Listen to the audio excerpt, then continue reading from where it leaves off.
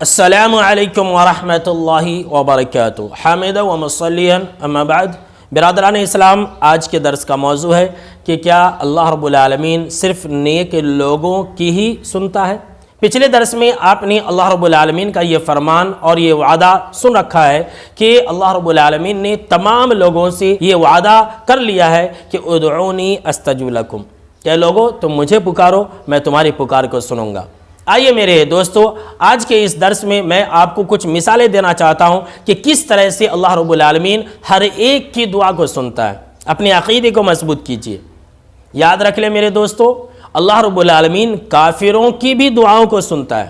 اگر آپ کو یقین نہ ہو تو آپ سیرت کی کتابوں کو اٹھا لیجئے اور غزوہ بدر کے حال اور احوال کو پڑھیے اور مطالعہ کیجئے۔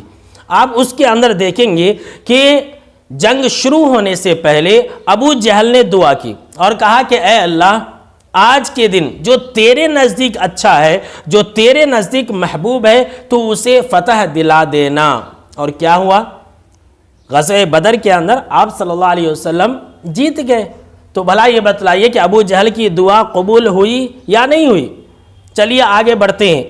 آپ کا عقیدہ مضبوط ہو، اللہ کے اوپر آپ پختہ ایمان اور یقین رکھیں کہ اللہ ہر ایک کی سنتا ہے۔ میں اور ایک دوسری مثال دینا چاہتا ہوں۔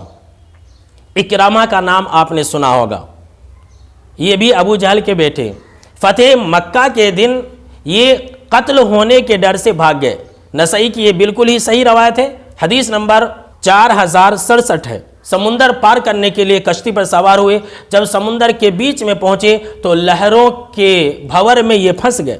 وہاں پر ملا نے کہا کہ اے لوگو سنو، آج کی اس مصیبت سے، آج کی اس پریشانی سے، سمندر کی ان لہروں سے تمہیں صرف اور صرف ایک اللہ ہی بچا سکتا ہے۔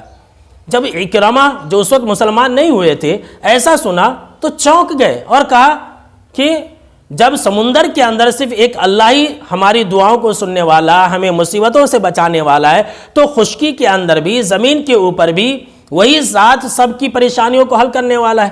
تو اس وقت وہ دعا کرتے، دیکھیے اس وقت وہ کفر کی حالت میں، اور دعا کرتے ہیں کہ اے اللہ، میں تیرے سامنے میں اپنے اوپر یہ عہد کر لیتا ہوں اور لازم کر لیتا ہوں کہ اے اللہ، اگر تو نے مجھے آج اس مصیبت سے بچا لیا تو میں مسلمان ہو جاؤں گا۔ تو ہم اور آپ جانتے ہیں کہ اکرامہ رضی اللہ تعالی عنہ نے اسلام قبول کیا اور صحابی ہونے کا شرف انہیں ملا۔